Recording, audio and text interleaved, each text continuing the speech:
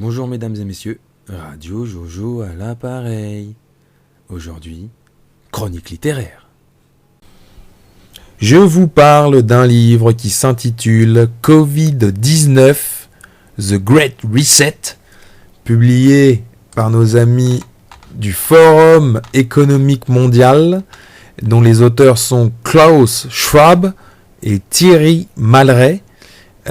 C'est un livre qui pèse environ 200 pages et qui a fait l'actu dernièrement, donc on va vous en parler un petit peu. Pourquoi lire ce livre ? Comme je l'ai dit, c'est un livre d'actualité et il a été notamment mis en lumière par le documentaire Hold Up, hein. Donc là vous allez vous dire ouais tout complotiste et tout ça, hold up machin. Alors déjà premièrement je vous le mettrai en visio, là je vais le lire pour ceux qui font seulement qu'écouter Radio Jojo et qui voient pas, qui ont pas envie de se taper l'écran fixe là que je mets. Mais là je suis sur Libération, un article du 23 novembre, hein, donc là on est le 30 novembre, je sais pas si je l'ai déjà dit, je leur dis, et on est 30 novembre. Libération, 6 millions de vues pour Hold Up, itinéraire du documentaire Phénomène. Donc déjà voilà, moi je suis pas le seul débile qui a regardé Hold Up, ça fait plaisir. Je suis pas le seul débile qui en fait me suis posé des questions au préalable sur la gestion de la crise du Covid-19 et qui a permis le succès de ce documentaire. Donc dans ce documentaire, en effet, dans la deuxième partie, on peut dire, il parle du Great Reset et il le présente d'une certaine manière qui a été à mon sens perçu comme une invitation à aller se documenter sur ce qu'est réellement le Great Reset, parce que dans le documentaire, il te brosse un tableau un peu large, quoi, comme ça. C'était le sens un peu, je pense, en tout cas, du documentaire. Donc nous, c'est ce qu'on a fait. Si on doit commencer à parler complotisme, hein, et se dire, ouais, mais le mec, sa base de départ, c'est un documentaire complotiste, donc... moi, surtout, que je vais tout voir du biais complotiste. Ça paraît logique, hein. Donc, on va répondre aussi à ça tout de suite. On va dire pourquoi on a regardé ce documentaire, hein. C'est-à-dire qu'on revient encore avant. Eh ben, c'est tout simplement parce que la gestion de la crise, hein, du Covid-19, elle est vraiment, en ce qui me concerne, très particulière et très incohérente à différents niveaux. Et là, je vais même pas égrener tous les trucs. Pour moi, il y a un point vraiment qui a été central dans cette perception-là de la situation. C'est le traitement du professeur Didier Raoult et de son protocole, là, comme on l'a appelé. Toutes les manières dont on a essayé de le discréditer, de le casser, enfin, tout ce qui a été fait autour de l'hydroxychloroquine, machin, tout ça, ça a été totalement disproportionné de la part des médias. Et effectivement, ça a posé question dans ma tête, ça a fait des résonances, quoi. Je me suis dit tiens, il y a un truc qui est louche, donc ça m'a amené à voir ce documentaire. Et dans ce documentaire, ce qui m'a le plus posé question dans ce qui soulevait et qui est le plus facilement documentable aussi, c'est The Great Reset. Donc on va se plonger dedans, voir un peu ce que ça comporte. Voilà. Qui sont les auteurs ? Le premier auteur, on peut dire, qui est l'auteur principal, hein, de ce Great Reset, c'est notre ami Klaus Schwab. Alors Klaus Schwab, c'est le président, hein, du World Economic Forum, qui est là où ils ont écrit et édité ce livre. C'est attention, hein, ça rigole pas, hein. Klaus Schwab, c'est un mec. Bon, déjà, il est pas tout jeune, hein, il est né en 1938 à Ravensburg, c'est un Allemand. Hein. C'est un mec qui va très très vite, hein, c'est sûr. Hein. Il a, alors je vous donne sa formation, hein, vous allez voir, là je suis sur Wikipédia. Il a un doctorat en sciences de l'ingénierie. Hein, il a fait Polytechnique fédérale à Zurich, donc ça, tu vois, 66. Doctorat en sciences économiques de l'université de Fribourg en 67. Maîtrise d'administration publique à l'école d'administration publique de Harvard en 67 aussi. Donc grosse formation, hein, le gars. C'est un universitaire. C'est un mec qui a commencé sa carrière à la fin des années 60 en tant que professeur de management industriel à l'université de Genève, où il a enseigné jusqu'en 2002. On peut noter, quand même, que c'est un mec qui a été élu membre du comité directeur du groupe Bilderberg.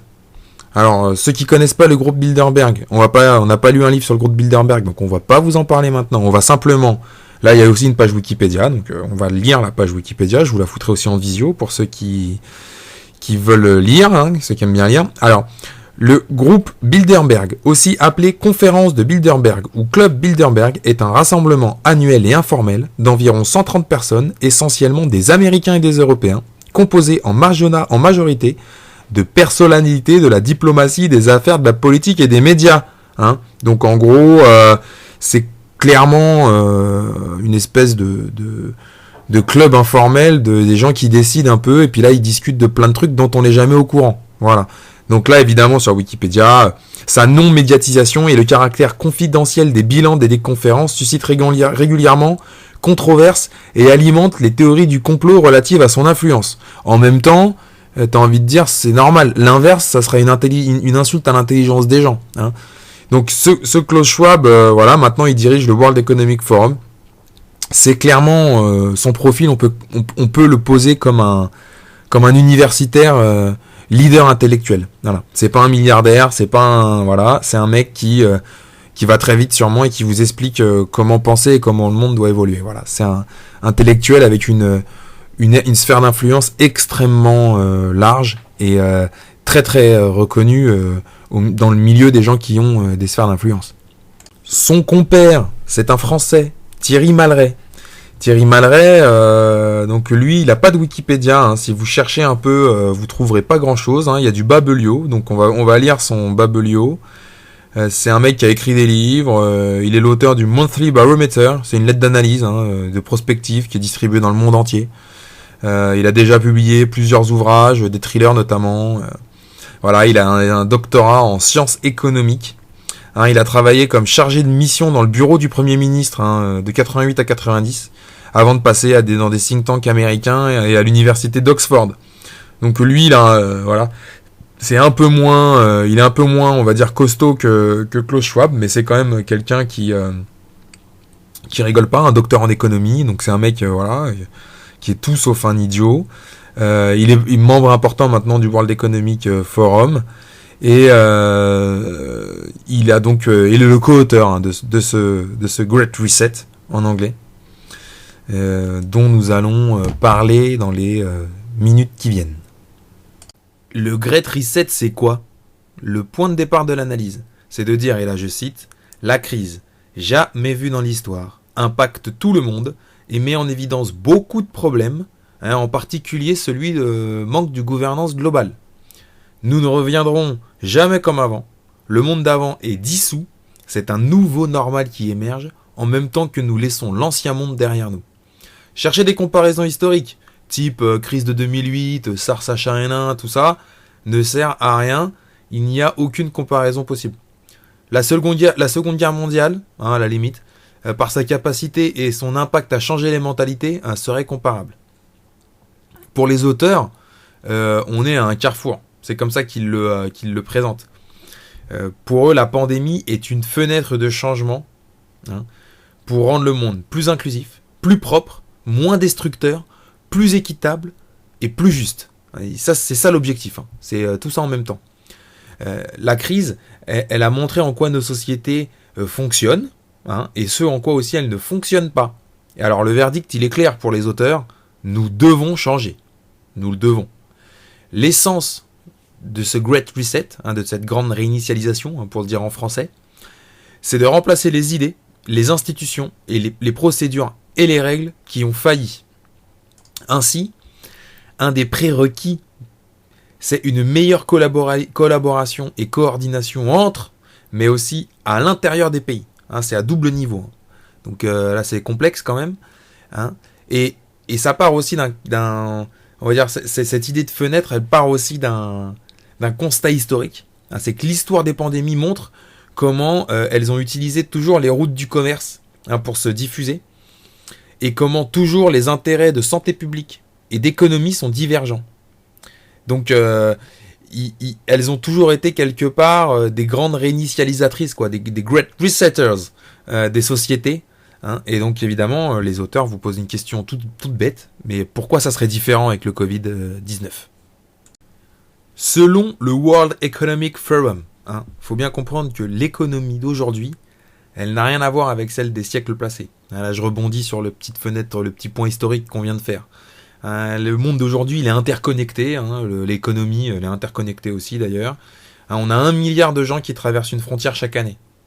On a le poids des villes qui a grandi, le mode de consommation qui a changé. Bref, l'économie, elle est méconnaissable à ce qui se pouvait se faire, ce qu'on pouvait connaître, même moi, dans ma jeunesse. Ça n'a plus rien à voir. Donc pour le World Economic Forum, pour les auteurs de ce livre, le 21e siècle, le siècle qui vient de s'ouvrir, on va dire, parce qu'on est en 2020, donc on est encore au début quand même, malgré tout, il peut se définir par 3 caractéristiques majeures, qui représentent bien cette nouvelle économie dont je viens de parler. Alors la première caractéristique, c'est l'interdépendance. Ça c'est fondamental. La globalisation et le progrès technique sont les sources de l'interdépendance. Le fait qu'on n'ait plus de trop de frontières et que tout soit connecté. Voilà. Donc ce qui veut dire que pour eux, dans leur tête, de base déjà, le silo thinking, ça veut dire en gros le cloisonnement intellectuel d'un événement important. Voilà, cette façon de penser en silo, quoi.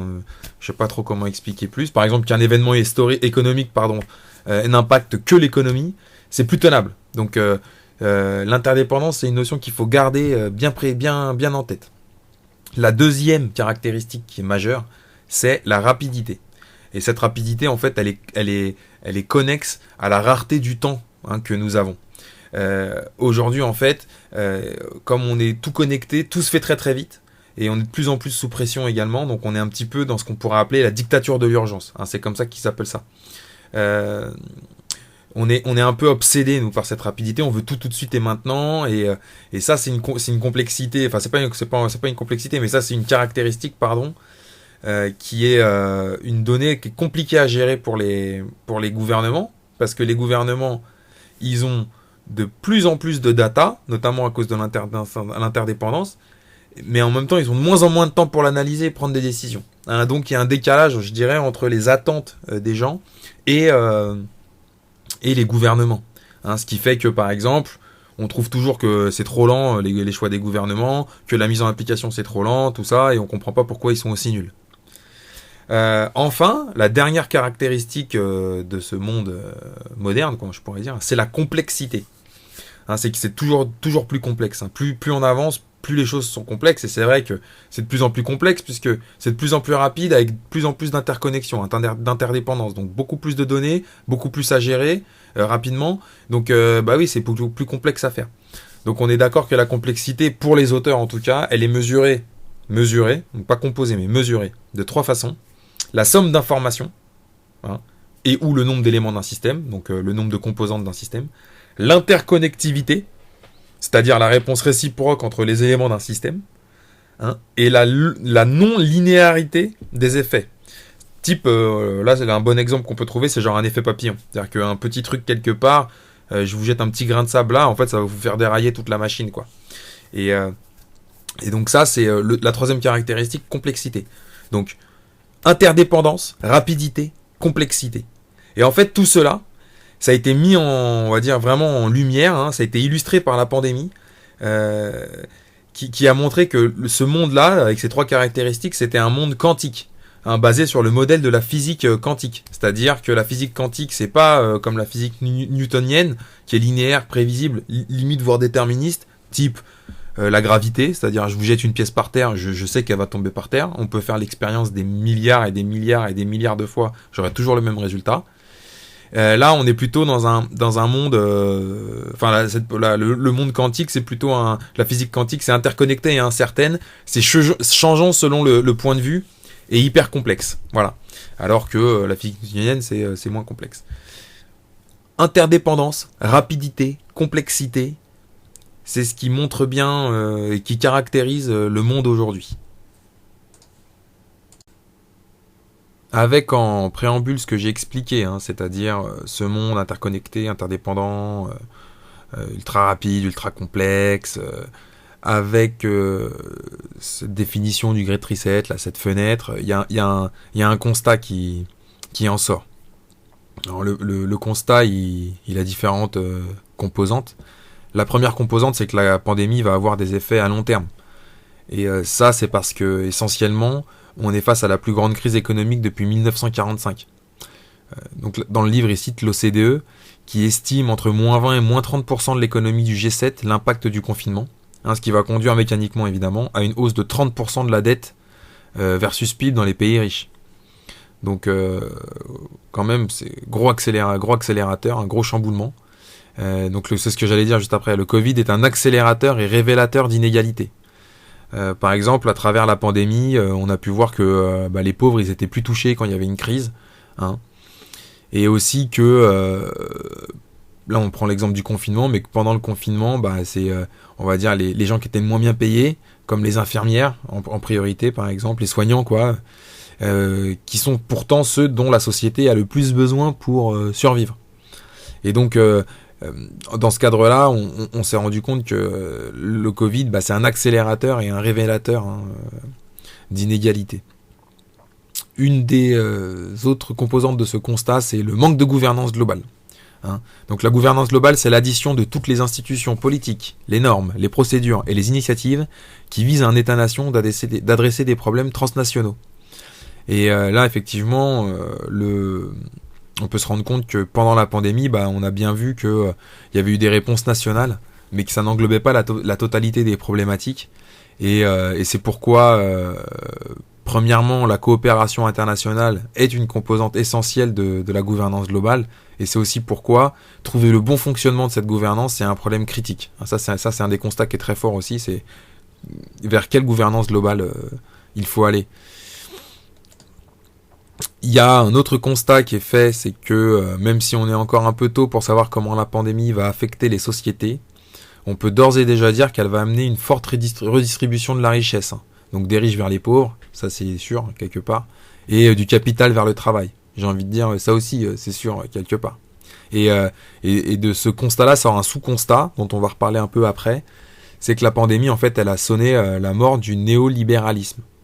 Parce que ce néolibéralisme, il était porté conceptuellement par des idées en opposition avec celles qui seraient aujourd'hui, on va dire, les portées par le Great Reset.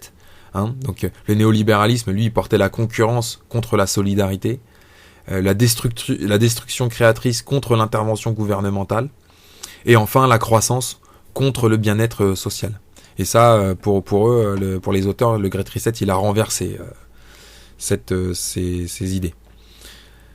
Un autre constat, c'est que d'une manière ou d'une autre, donc ils précisent pas, dans le texte ils en parlent beaucoup, mais ils précisent pas ni comment c'est, ni comment, enfin voilà, ils savent pas trop. Ils disent la distanciation sociale va se maintenir après l'épidémie, et ça, c'est comme ça, c'est-à-dire que ça va se maintenir après l'épidémie. On sait pas trop pourquoi, mais ça, c'est sûr. Et ce maintien de la distanciation sociale, ça va pousser les entreprises à automatiser leurs activités un peu plus. Ils prennent les exemples, par exemple, dans les magasins. Là, on avait déjà des caisses fast machin, là, où tu fais juste ta caisse toi-même, ce genre de truc. Ça va se développer de beaucoup plus qu'aujourd'hui. Donc, le côté accélérateur du Covid dont on a parlé précédemment, qui est vraiment une idée qui revient très très fort, qui est distillée dans tout le livre, il peut s'appliquer à plein là-dessus, par exemple.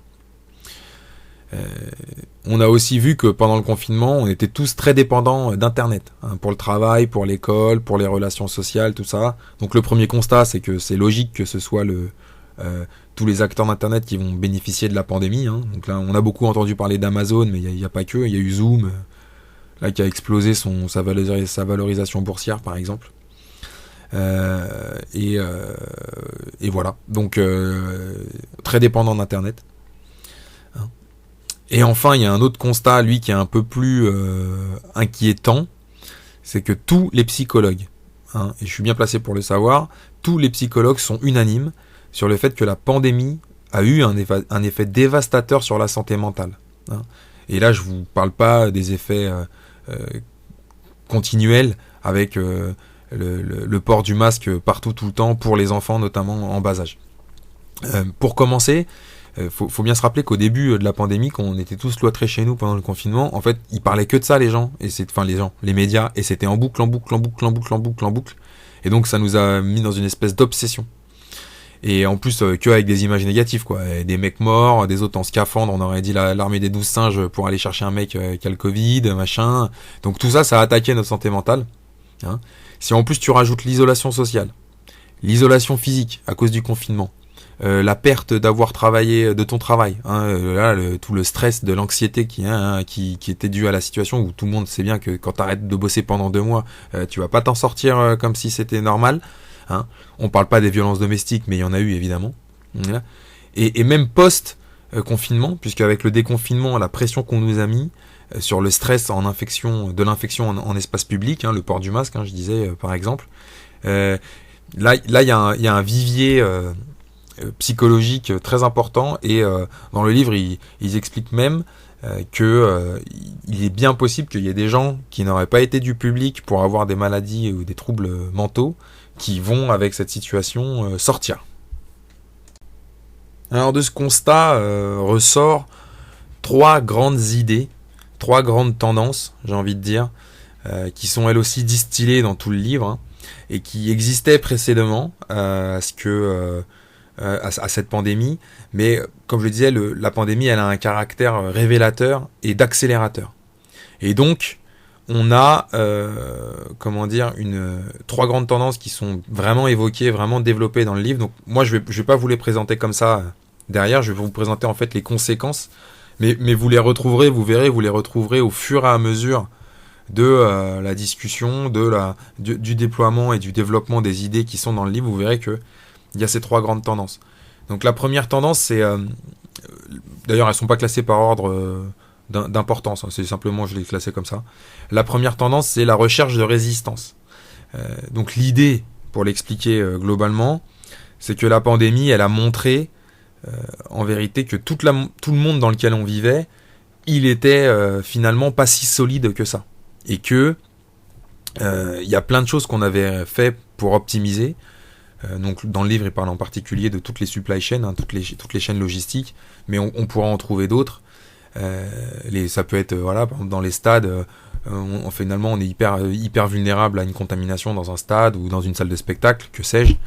Enfin ça c'est l'idée qui est développée dans le livre. Et donc par rapport à ça, il va y avoir une tendance de fond suite à cette pandémie de recherche de résistance. Et ça fait partie du Great Reset, parce que le Great Reset, en fait, c'est pas seulement on appuie sur un bouton et on change les choses, c'est aussi une nouvelle orientation générale qui est portée. Donc ça en fait partie. La deuxième tendance, qui est vraiment bien développée, c'est la robotisation. Et ça, elle est connexe à plein de choses. Donc on va en parler après, à la restructuration du marché et des attentes des consommateurs.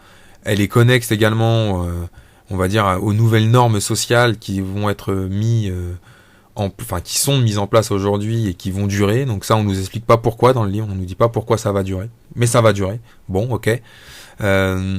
Et donc pour répondre à cette chose-là, on va robotiser de plus en plus, avec énormément de conséquences dont on va parler juste après, sur évidemment le marché de l'emploi en priorité. Et enfin, la dernière tendance qui découle des autres également, parce qu'elles sont toutes interconnectées, comme vous l'avez bien compris, interdépendantes, j'ai envie de dire plutôt, comme vous l'avez bien compris. Mais la recherche de résistance te pousse à la robotisation, qui elle-même va te pousser à la digitalisation. Et en fait, comme Internet, ça a été la seule chose qui a résisté à cette pandémie, à cette crise mondiale. Il y a les habitudes de consommation qui ont changé, mais en fait tous ceux qui étaient dedans, ils vont en gagner, et puis tous ceux qui étaient à moitié dedans, ils vont renforcer cette tendance. Ça existait déjà avant, de toute façon on le sait, hein. Simplement là ça accélère avec le Covid. Et tous ceux qui sont dehors, ils ont intérêt, pour les auteurs, il leur dit vous avez intérêt à vous grouiller de rentrer, parce que sinon vous allez y laisser votre peau, les amis. Et c'est dit comme ça, clairement. Donc ça, c'est les tendances, les idées tendances du bouquin, et on va voir maintenant les conséquences de ce que ça a pu entraîner, cette crise. Évidemment, parmi les conséquences de cette crise, et qui suivent le constat et les tendances dont on a pu parler à l'instant précédemment, on a la destruction d'emplois. Donc les auteurs, ils sont très clairs. Hein. La première phrase que j'ai notée pour illustrer leurs idées, c'est très clair. Globalement, le business as usual est mort du Covid. Hein.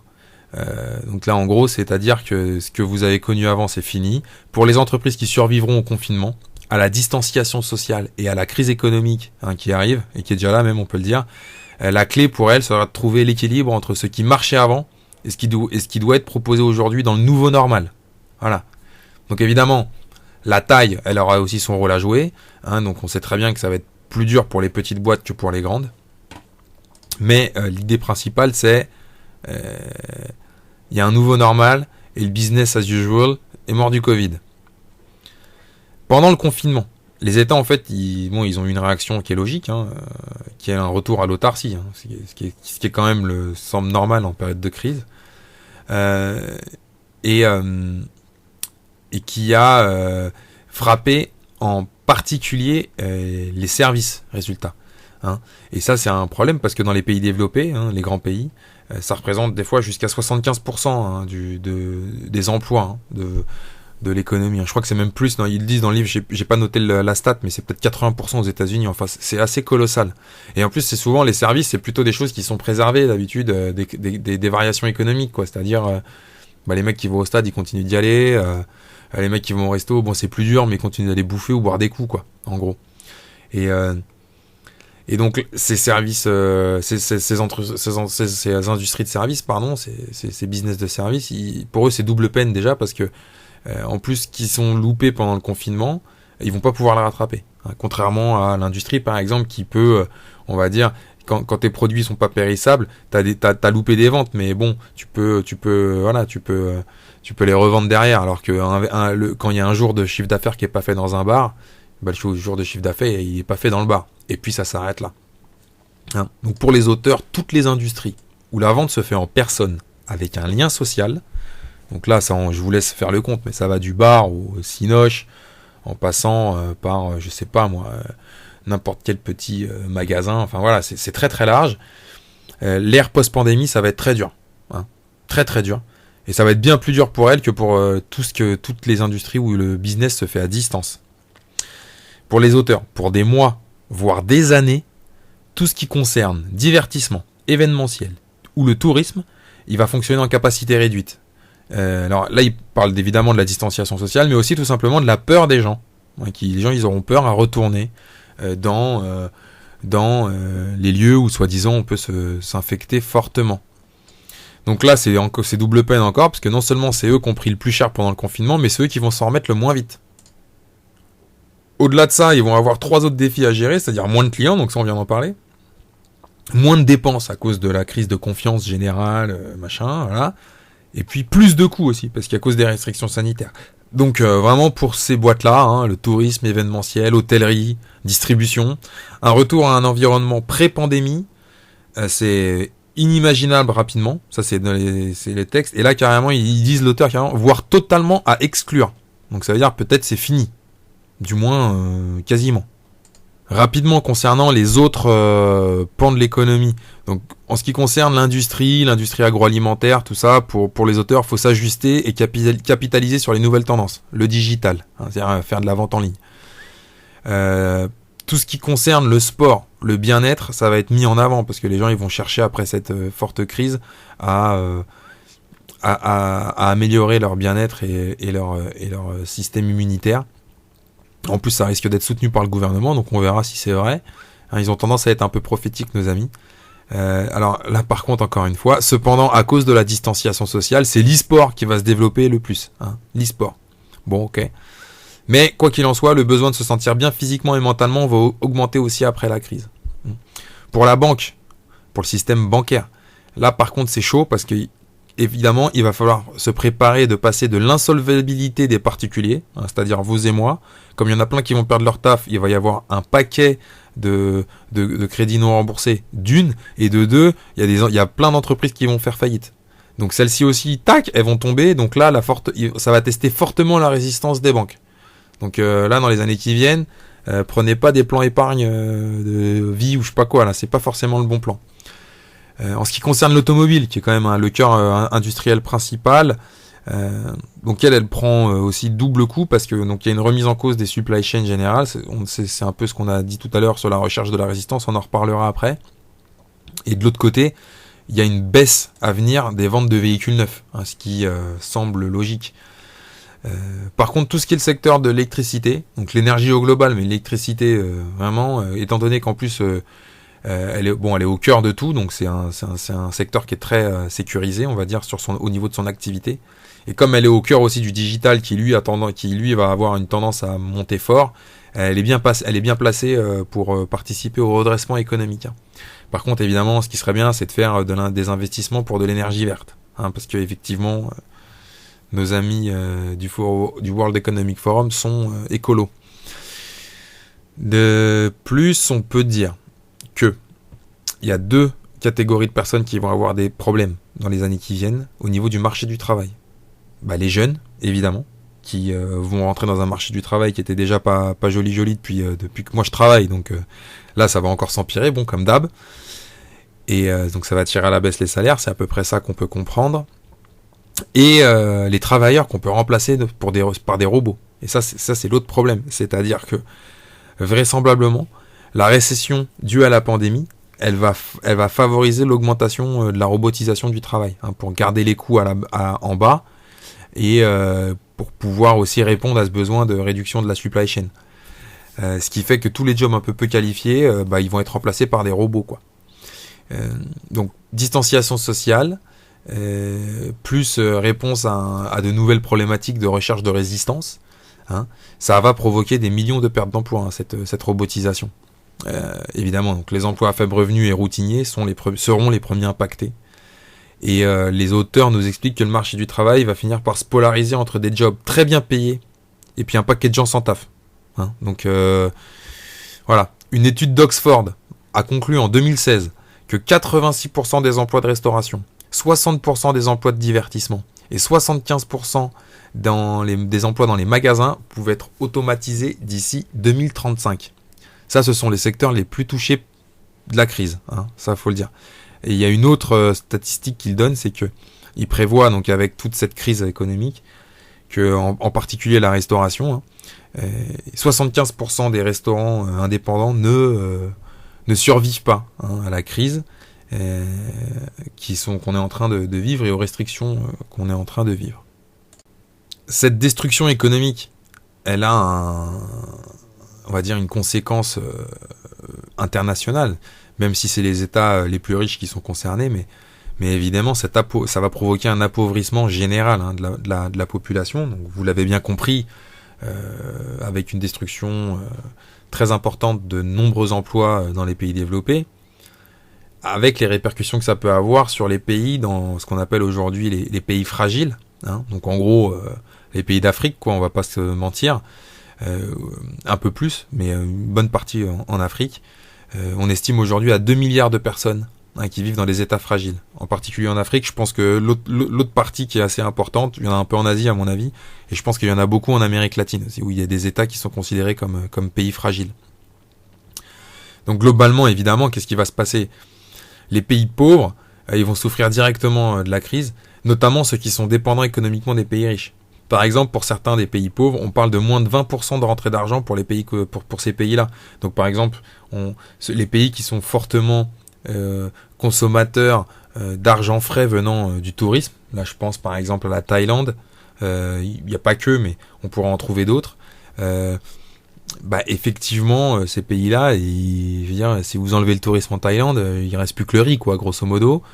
Donc ça pèse pas lourd quand même, faut le dire, hein. La Malaisie, tous ces trucs-là, bon, il y en a qui ont du pétrole et tout, mais je veux dire, voilà, quand vous avez même la France, alors nous la France, la différence c'est que bon, déjà on a d'autres choses, et puis on a aussi un tourisme local qui est très fort.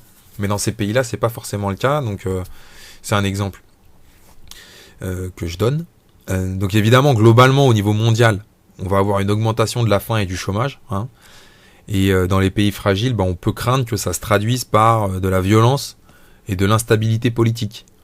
Par exemple, on considère, donc les auteurs là, ils nous disent, ils considèrent que, je sais plus sur quelle étude ils se basent là, parce qu'il y a beaucoup d'études là-dedans, que les gens souffrant de la faim pourraient doubler en 2020 à 265 millions de personnes dans le monde. Donc là, souffrant de la faim, c'est ça, 265 millions, ça commence à faire. Hein.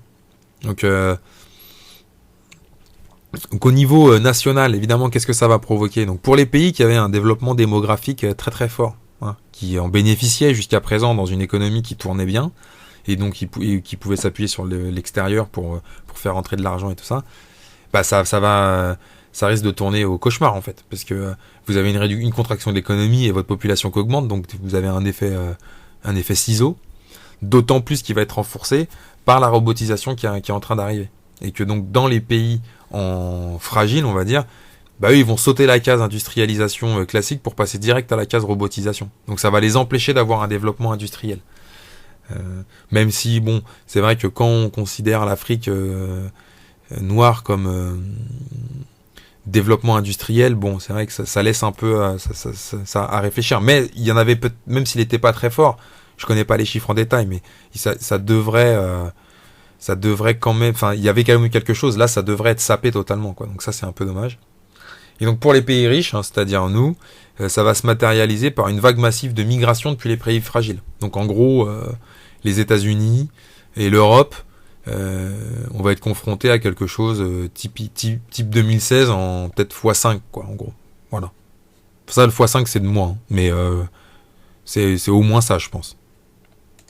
Les auteurs nous parlent aussi de manière très importante, hein, c'est tout au long du livre, d'une conséquence qui, à mon sens, est peut-être la plus importante, mais peut-être aussi la plus contestable sur le plan, je dirais, de l'idée, qui serait la fin du néolibéralisme et évidemment de la mondialisation qui en découle, c'est-à-dire de la mondialisation que l'on connaît, que l'on a connue jusqu'à aujourd'hui.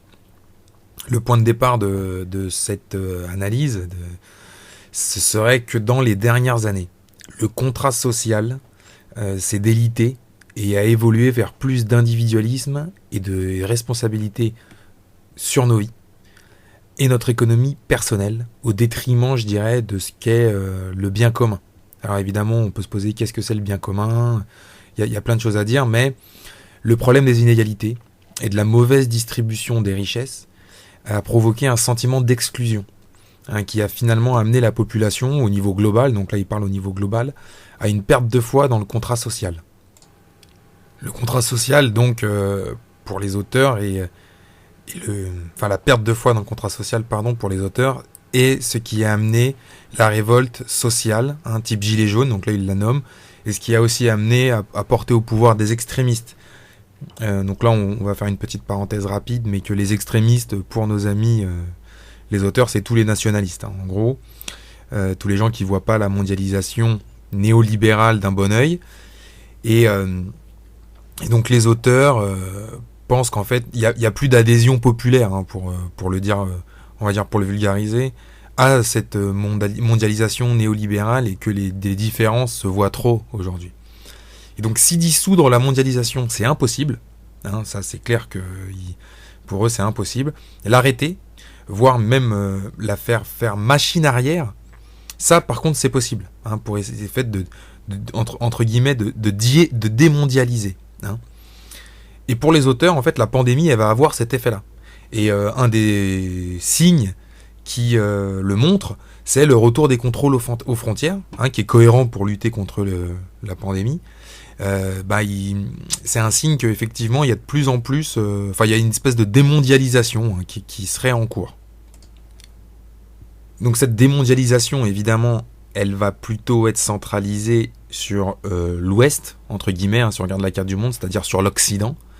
Les auteurs soulignent que l'élection de Trump en 2016 et le Brexit en sont des signes concrets.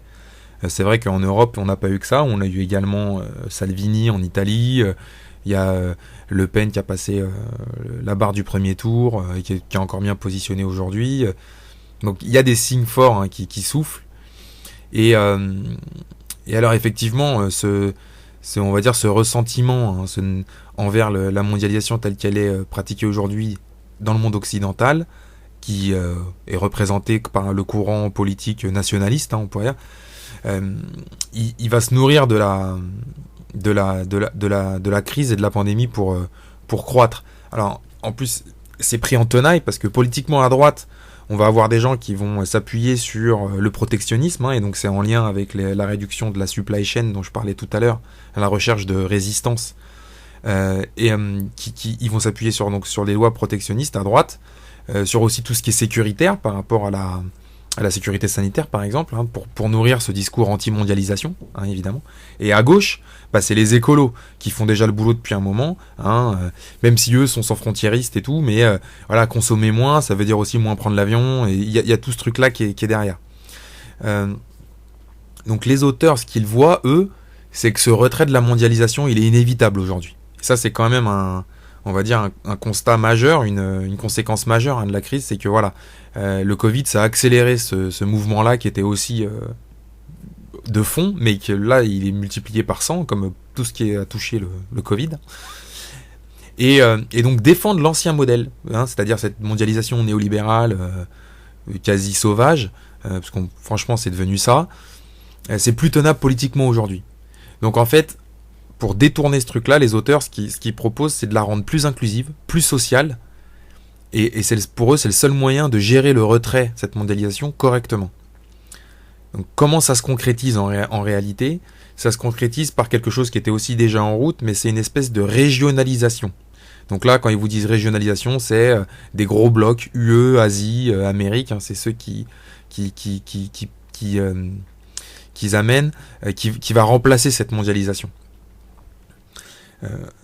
Là, on peut dire effectivement que c'était déjà en route, hein, ça, il n'y a pas de secret.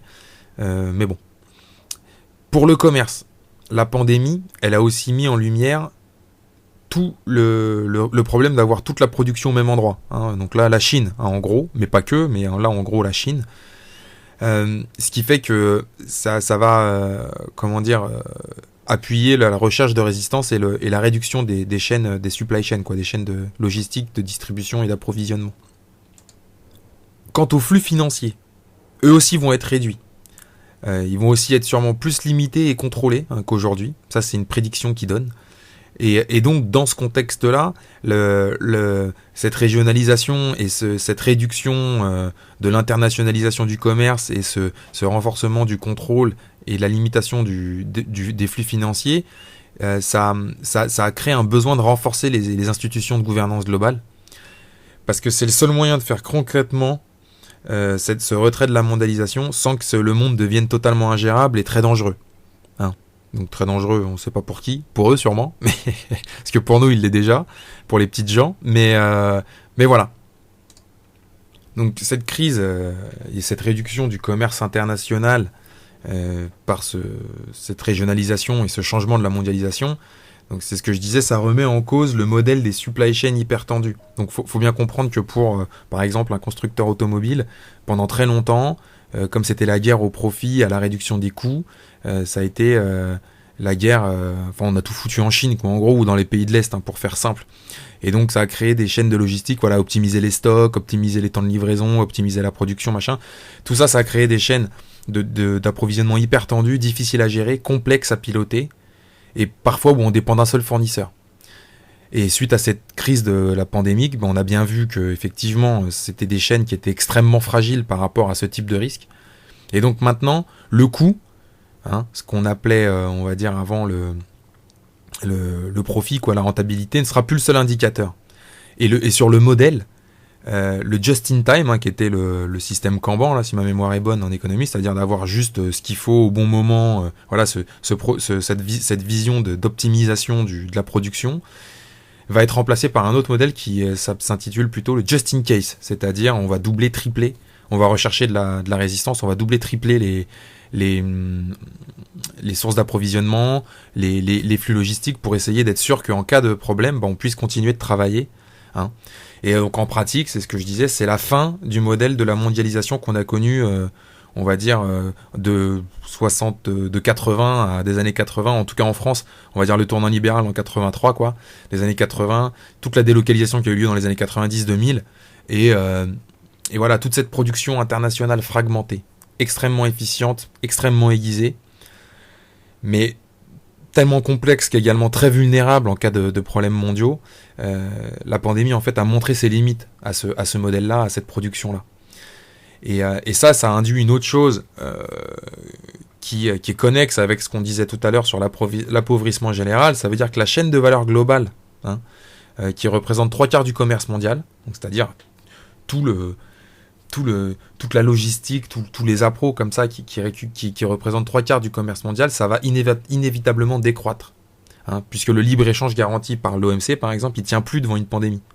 Donc, cette contraction-là, elle va aussi impacter ce qu'on disait tout à l'heure sur les pays pauvres et voilà, tous les gens qui sont le long de la chaîne. Donc, pour les entreprises, en vrai, réduire, rapprocher et raccourcir la supply chain, ça va devenir quelque chose d'essentiel. Et la recherche de résistance, la résilience, ça va devenir une valeur première, même peut-être devant la rentabilité. Et donc mécaniquement, évidemment, ça va faire monter les prix, ce qui n'est pas bon pour le consommateur moyen. Voilà, donc parmi les secteurs auxquels on peut penser comme ça de prime abord qui vont être touchés, il y a évidemment l'automobile, enfin toute l'industrie en général, et puis l'électronique, bien sûr. Et ça, c'est aussi connecté avec ce qu'on disait tout à l'heure, c'est-à-dire que dans cette optique-là de compression et de rapatriement des unités de production, il va y avoir, même si la rentabilité sera plus la valeur première, elle va rester quand même une valeur importante. Et donc, on aura forcément, une demande de robotisation qui, lui, va grandir pour pouvoir justement tenir les coûts au plus bas. Et donc là, le consommateur moyen, la personne moyenne, elle va être pris entre deux, quoi. C'est-à-dire que elle va voir revenir les usines, mais ça sera que des robots dedans. Et donc, elle va perdre son job. Et au final, ce à quoi elle va se confronter par la suite, c'est la concurrence des robots sur les emplois peu qualifiés, par exemple, comme on peut le voir sur l'industrie automobile ou ce genre d'industrie. Dans cette régionalisation, il y a aussi une autre chose qui va surgir de cette situation, c'est la fonte de la place de l'État dans la société. Pendant longtemps, on a cru que évidemment c'était néolibéral, donc le marché il aurait réponse à tout et que le prix s'ajusterait tout seul, même si on sait qu'en vérité c'est le gros qui mange le petit dans ces cas-là. C'était le discours qu'on nous tenait. Et là, maintenant, on a bien vu que ça pose un problème et qu'il faut que le gouvernement remette la main un petit peu sur l'économie, sur le contrôle des entreprises. Et donc, ça va sûrement aboutir à plus de règles et de normes gouvernementales sur les entreprises, plus de contrôle. Et par exemple, si on sait que la crise, là, maintenant, à court terme, elle va creuser les inégalités, les auteurs se disent que peut-être à long terme, elle va peut-être pouvoir les réduire un peu. Par exemple, là, ils prennent un exemple très concret qui est vrai, c'est qu'on va peut-être forcer, les gouvernements vont être forcés de remettre de l'argent dans le système hospitalier, par exemple, notamment en France, où le nombre de lits de réanimation était dramatiquement bas, et c'est ce qui les a mis en dedans, clairement. Donc voilà, pour cette partie. Et enfin, la dernière partie, il y a aussi une partie, on va dire, philosophique par rapport à ce néolibéralisme. C'est que maintenant, on va se poser la question de la croissance. Avant, la croissance, il fallait qu'elle soit élevée. Dans une économie qui se contracte, qui se réduit et pour laquelle, on va dire, la population n'a plus les mêmes attentes de pure consommation, mais de recherche du bien-être, la vraie question, c'est la qualité de la croissance qu'on va proposer par rapport à son rythme. Si avant, on focalisait sur un taux de croissance élevé, là, aujourd'hui, on se rend bien compte que c'est plus ça qui compte dans les pays riches, en tout cas, je parle, c'est plus ça qui compte. Nous, ce qui compte pour nous, c'est avoir accès aux soins, manger sainement. Voilà, c'est plus orienté sur le bien-être, puisqu'on est déjà gavé de tout. Donc ça implique une première question qui est un recadrage du calcul du PIB. Et pour laquelle il faudra inclure la valeur créée par l'économie digitale, le travail non rémunéré, c'est-à-dire par exemple le travail que fait une femme à la maison qui garde ses enfants, comment on arrive à le valoriser en réalité, parce qu'aujourd'hui c'est totalement exclu du scope, mais également de le pondérer avec les valeurs détruites par d'autres activités économiques. Par exemple, un truc tout simple, même pas d'autres activités, mais par exemple, on sait aujourd'hui que la délinquance, ça fait tourner l'économie, donc ce qui est incohérent en termes de bien-être. Donc là, il y a une réflexion de fond qui est bonne, c'est clair. Et Et les auteurs soulignent bien, c'est pas seulement le montant du PIB qui compte, mais sa répartition. Et donc tout ce qui en gros devient du PIB par habitant, par tête, quoi, ça ne sert plus à rien. Enfin, la résistance, donc encore une fois la recherche, c'est-à-dire les infrastructures, les institutions, la réserve de capital, ça doit être compris dans ce nouvel indicateur qui est à sortir. Donc faudra bien comment dire, accepter l'idée qu'on risque de nous sortir un nouvel indicateur d'ici peu de temps. Voilà, ça se trouve, il y a déjà quelque chose qui existe dehors, je suis pas allé vérifier sur le net, et on aura sûrement quelque chose dans ce sens-là qui va venir remplacer le calcul pur du PIB, qui va pas disparaître, mais qui sera supplanté par un nouvel indicateur.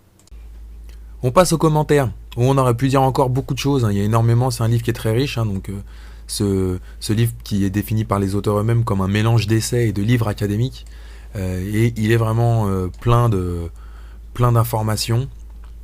Donc j'aurais pu encore faire je sais pas combien d'heures de vidéos dessus, parce que j'ai coupé certains thèmes qui sont tout aussi intéressants et tout aussi présents dans le livre, mais qui sont moins marquants que ce que j'ai pu aborder là.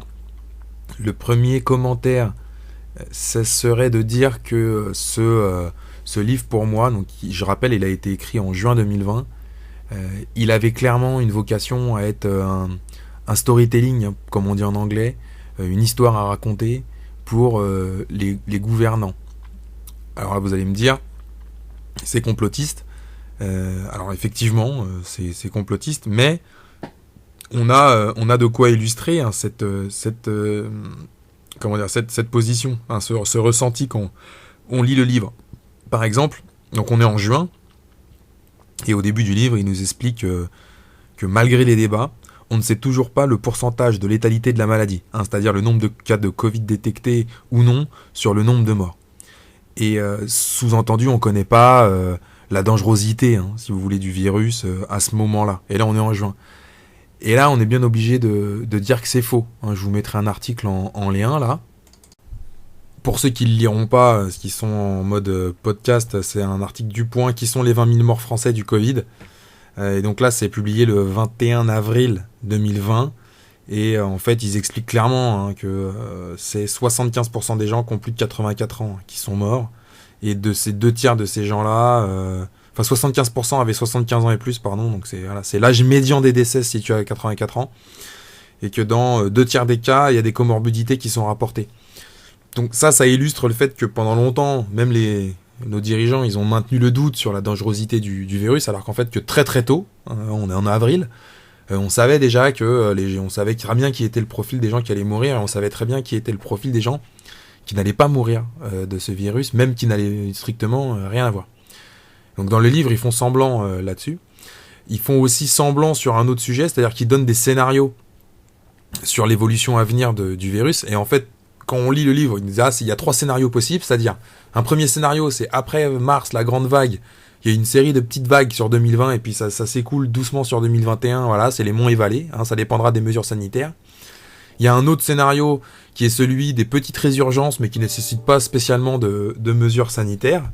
Et puis enfin, il y a le 3e scénario qui est le scénario du pire, c'est-à-dire qu'après la grande vague de mars, on a encore une plus grande vague qui arrive fin 2020 avec plusieurs petites vagues sur 2021. Et ça demande beaucoup de mesures sanitaires pour empêcher les contaminations et surcharger le système hospitalier. Et là, force est de constater qu'en fait, effectivement, c'est pas des scénarios, mais c'est des propositions de gestion, de la crise, des gouvernants vers le public qui est suggéré. Et là, on va illustrer, évidemment, parce qu'on veut pas être traité de complotiste, mais quand vous regardez le nombre...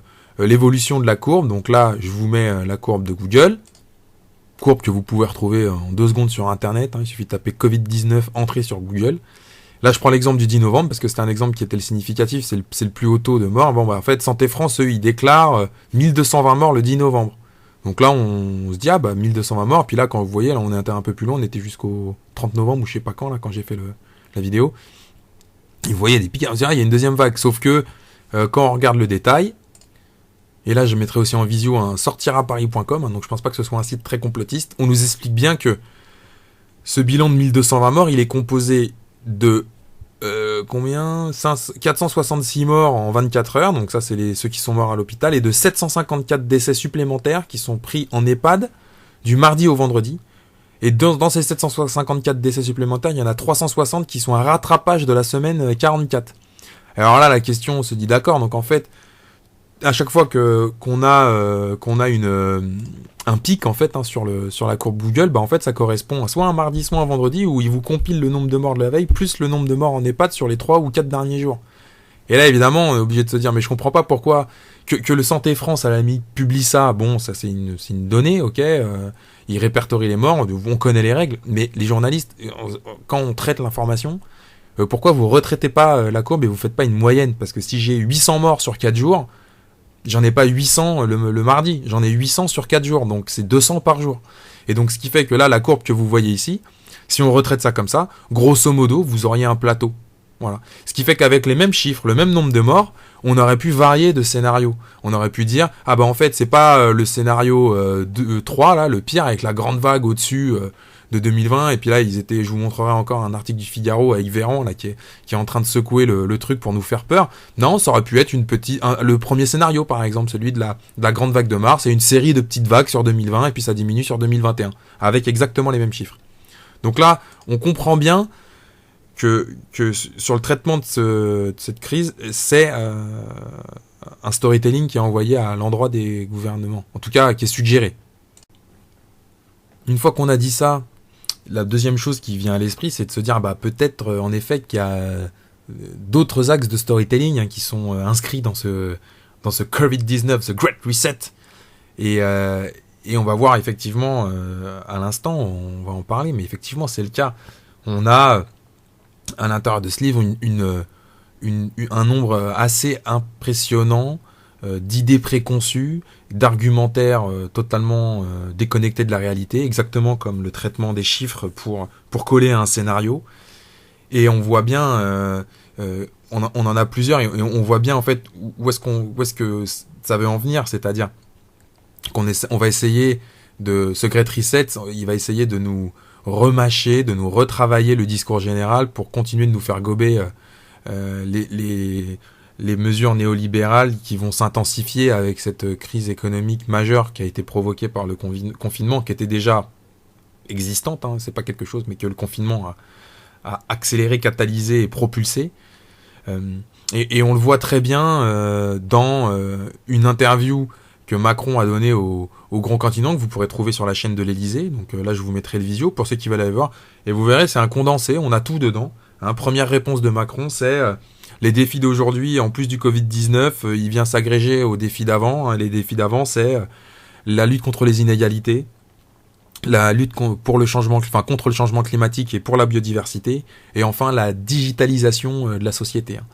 Et ça, c'est des thèmes qui sont repris ouvertement et grandement dans le Covid-19, The Great Reset. C'est clairement ça qui est exposé. Avec on va dire le prêt à manger qui est derrière, le prêt à penser qui est attenant. Par exemple, on va passer plus de temps à la maison parce que on va vouloir se déplacer moins, et parce qu'on va moins sortir, et parce que on a peur du virus, et donc faut faire durer le virus. Et puis aussi on va mettre des mesures sanitaires partout qui vont nous empêcher simplement de se sortir, de vivre. On peut voir, là je mettrai les restaurateurs, ils comprennent pas pourquoi on s'acharne sur eux. Bah si, parce qu'il faut pousser à la digitalisation, donc ça pousse. On va dire aussi que la digitalisation, c'est quelque chose qui permet de soutenir l'écologie versus les transports classiques, genre voiture et tout, alors que n'importe qui s'intéresse au sujet, il sait très bien que les usines à serveurs, ça pollue énormément, et que chaque iPhone qui est produit, c'est une empreinte écologique énorme. Mais bon, on va aller dans ce sens-là en vous disant que c'est plus vert. Donc c'est clairement du foutage de gueule, pour pas dire autre chose. Et la lutte contre les inégalités, c'est pareil. Ils le disent rapidement dans le livre. Ils disent le problème, c'est que la crise économique qui est là, il va falloir faut lutter contre les inégalités. Mais c'est quoi la solution ? Et tout à l'heure, on en dira un mot, mais c'est quoi la solution ? La solution qui est préconisée pour l'instant dans le Great Reset, c'est une réduction générale du niveau de vie des gens, Et pas que dans les pays riches, hein. C'est aussi dans les pays pauvres. Et donc c'est un tirage vers le bas de la moyenne générale. C'est ça qui est proposé. Et en faisant ça, pour pouvoir vous le vendre, et ben ils vous habillent ça vous restez à la maison, ça vous empêche de sortir faire des manifs aussi, par exemple, ainsi que le changement d'indicateur, c'est-à-dire que c'est plus l'économie qui va driver le truc, mais c'est des indicateurs sur le bien-être, avec l'accès aux soins, machin, ce qui va être dans la cohérence de l'État qui remet la main un peu sur tout ce que le marché qui va mourir de cette crise économique, hein, toute cette partie du marché libéral qui va mourir de cette crise économique, bah, c'est l'État qui va pouvoir le récupérer. Et on va vous changer l'indicateur et ça va vous permettre de vous faire passer la pilule. Quoi, en gros, c'est ça. Parce qu'en réalité, sur le fond, sur la nature du projet, il n'y a pas de renouveau hein, avec le Great Reset. Hein. C'est toujours le même objectif qui est là depuis très longtemps, casser la classe moyenne, casser le petit entrepreneuriat indépendant, renforcer le contrôle sécuritaire. Je veux dire, il y a pas... en lisant ce livre, on voit pas... Ce qui nous saute aux yeux, c'est pas... Ah, attends, ils font un truc nouveau qui va... Non, ils se servent de cette crise pour aller plus loin. Ça, c'est une évidence. C'est un accélérateur, et ça, c'est un fait établi, ça, on peut pas le nier. Mais ils s'en servent aussi, le Great Reset, pour réinitialiser le discours hein, et les valeurs qui sont portées par ce discours pour continuer en fait, pour que tout change sans que rien ne change. Et pour moi, c'est vraiment ça la morale à retenir de ce bouquin. D'ailleurs, ça se voit très bien parce que dans ce Great Reset, on a aussi des thèmes qui sont les grands absents, hein, j'ai envie de dire, de ce Great Reset, de cette réinitialisation, et qui pourtant me semble central, quoi, si jamais on devait vraiment faire un vrai, honnête Great Reset de l'humanité.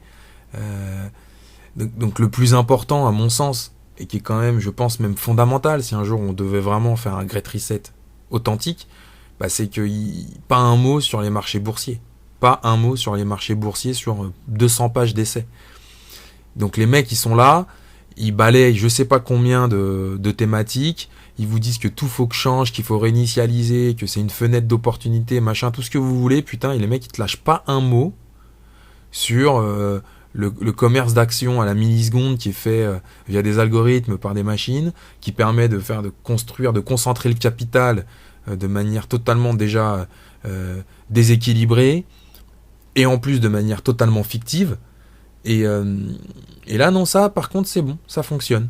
Il n'y a pas de problème. Ça, c'est bon. Donc, on se dit, bon, ok, ça marche. Et d'ailleurs, pour rebondir là-dessus, dans le livre également, ils en glissent un mot. Ils nous disent, dans le monde d'après, là, après le Great Reset, il y aura deux types d'activistes. Hein. Il y aura les activistes, comme ceux qu'on connaît, là, des ONG, machin, là, qui vont rechercher les migrants en Méditerranée. Puis, il y aura les activistes, les investisseurs activistes, hein. Donc ça, c'est une classe que je connais moins, mais c'est vrai que quand on regarde un peu le profil de Bill Gates et du boulot qu'il fait, on se dit, voilà, c'est sûr que pour mettre en ordre ce Great Reset, on aura besoin de gens comme lui, hein, pour pousser à la digitalisation, à cette économie plus verte, pour diriger les investissements.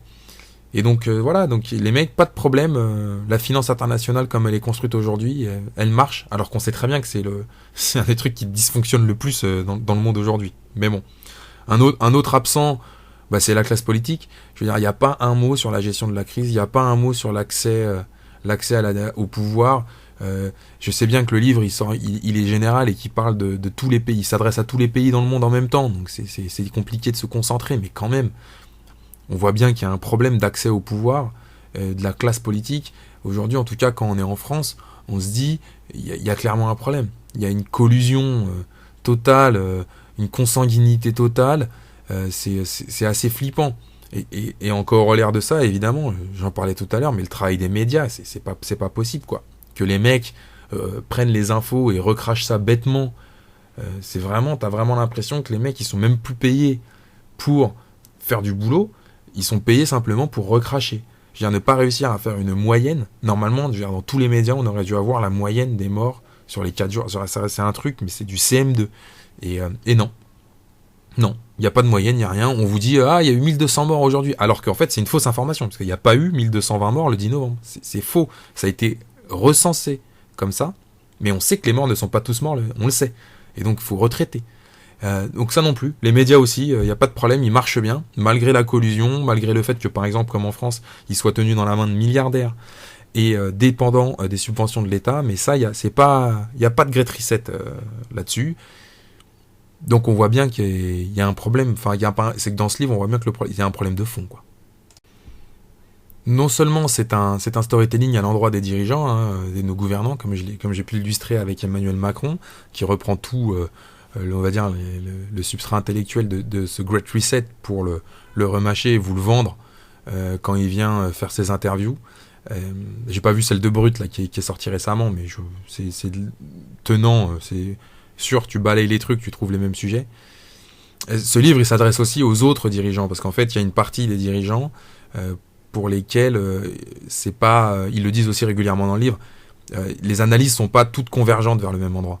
Et il y en a par exemple sur l'écologie, il y a une partie des gens qui pensent que à cause de la crise, on va oublier l'écologie et on va remettre les choses comme avant. Et c'est ça, c'est ça l'objectif de ce livre, c'est que c'est aussi un argumentaire de vente.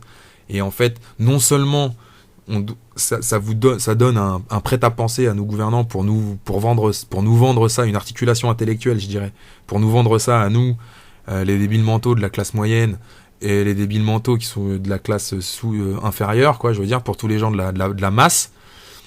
Mais c'est aussi un argumentaire de vente pour les autres dirigeants qui sont pas encore convaincus. Et en fait, ce que je dirais sur ce bouquin, c'est que ce Great Reset, il s'adresse d'abord aux autres gouvernants du monde, qu'ils soient des gouvernants privés, donc des gens dans les grandes entreprises, ou dans les grosses ONG, ou dans les gouvernements.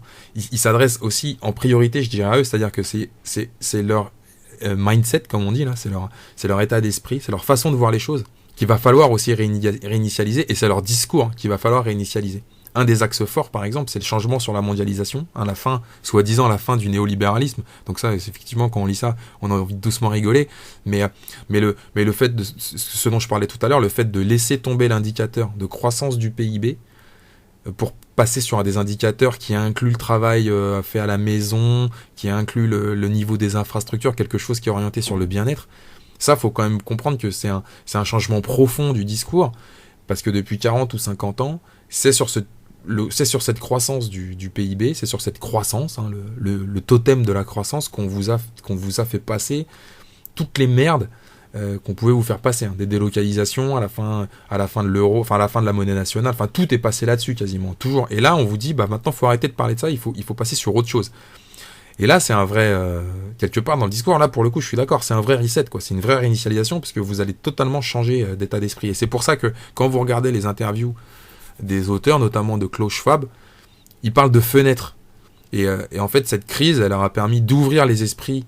Et il faut en profiter. Là, je suis dans leur pompe. Il faut en profiter pour imposer de nouveaux valeurs, de nouvelles références intellectuelles pour pouvoir continuer d'avancer vers ce projet mondial qui lui aussi doit évoluer légèrement, c'est-à-dire que ces gens-là, ils ont accepté que pour le moment la gouvernance mondiale avec un gouvernement mondial, un président du monde, c'est mort, donc il faut passer à une espèce de régionalisation type 1984 d'ailleurs, pour ceux qui l'ont lu.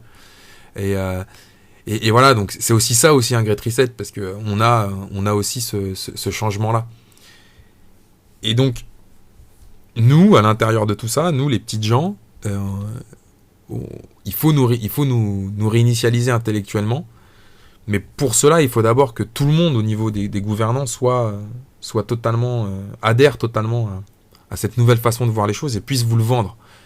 Et donc il faudra pas s'étonner si dans peu de temps on nous parle plus de bien-être que d'emploi, de sécurité, d'accès aux soins, ce genre de choses, pour pouvoir en fait vous faire gober que bientôt les usines elles vont toutes fermer parce qu'elles seront toutes tenues par des robots, et que tous les magasins ils vont fermer parce qu'on va leur mettre des restrictions sanitaires qui empêchent de te faire travailler, qui empêchent de leur permettre de travailler, qui vous empêchent d'y aller, qu'on vous empêche d'aller prendre l'avion parce que c'est pareil, on vous fait faire 8 heures de queue pour rien, et que tout ça en fait c'est une réduction du niveau de vie de la classe moyenne et pauvre, sans toucher, voire même en renforçant la place de ceux qui sont tout en haut de l'échelle et qui continuent de nous diriger calmement. Voilà. On en reste là pour le Great Reset COVID-19, The Great Reset de par Klaus Schwab et Thierry Malray. On a essayé d'être aussi synthétique que possible, d'être aussi pertinent également. C'est pas évident parce que le livre est découpé d'une certaine manière qui fait qu'il est assez difficile à compiler avec énormément d'informations, de suggestions. Donc on aurait pu tirer plein de fils à droite à gauche. On a essayé de vous en donner le ressenti personnel, de mettre en lumière ce qui a avancé dans le livre, les grandes lignes qui sont avancées dans le livre, en espérant que ça vous a plu. Je vous embrasse. On était le 30 novembre aux alentours de midi, je pense, le temps que je fasse le montage, on a bien dépassé cette date. Prenez soin de vous et à bientôt.